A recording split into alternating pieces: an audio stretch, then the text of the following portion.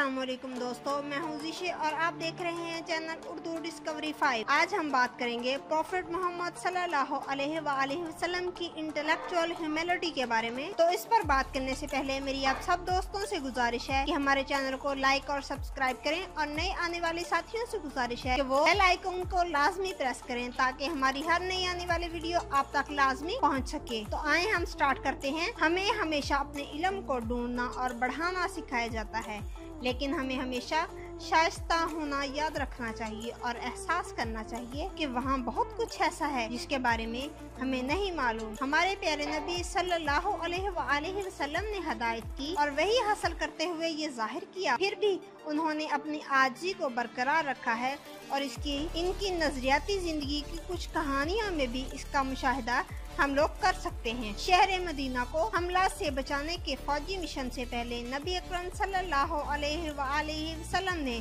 बेहतरीन फौजी हिकमत अमली का फैसला करते वक्त अपने साथियों के बारे में कुछ ख्यालात इकट्ठे किए। इब्तदाई तौर पर इसमें मदीना पहुंचने पर शहर में क़याम और दुश्मनों पर हमला करने की तजवीज़ पेश की। बहरहाल सहाबा की अक्सरियत ने इसके बजाय सरहद पर जाकर एक मुख्तलिफ हिकमत अमली तजवीज़ की।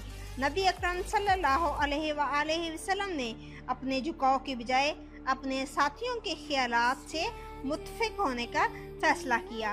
खंदक की एक और जंग में खुद पैगंबर सल्लल्लाहु अलैहि वसल्लम ने एक फ़ारसी शख्स से, जो पहले गुलाम था, सिफारसियों के ज़रिए इख्तियार करदा जंगी हिकमत अमली का मशवरा भी लिया।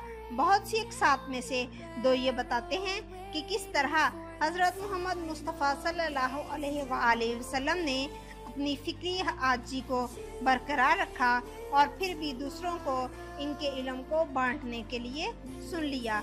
अंबिया इकराम अलैहिस्सलाम की ज़िंदगी की कहानियाँ हमें ये सिखाती हैं कि हमें एक उम्मत की नमूना करने की ख्वाहिश करनी चाहिए जो हमारी ज़िंदगी के तमाम पहलुओं में आजिज़ी का मुजाहरा करे, जैसा कि इसके तरीक़ाकार और दूसरे लोगों के साथ सलूक में देखा जा सकता है कि किस तरह प्यारे नबी हज़रत मोहम्मद सल्लल्लाहु अलैहि वसल्लम ने अपनी दानिशवरी को दूसरे लोगों के साथ शेयर किया और दूसरे लोगों के ख्यालात को किस तरह से इस्तेमाल किया।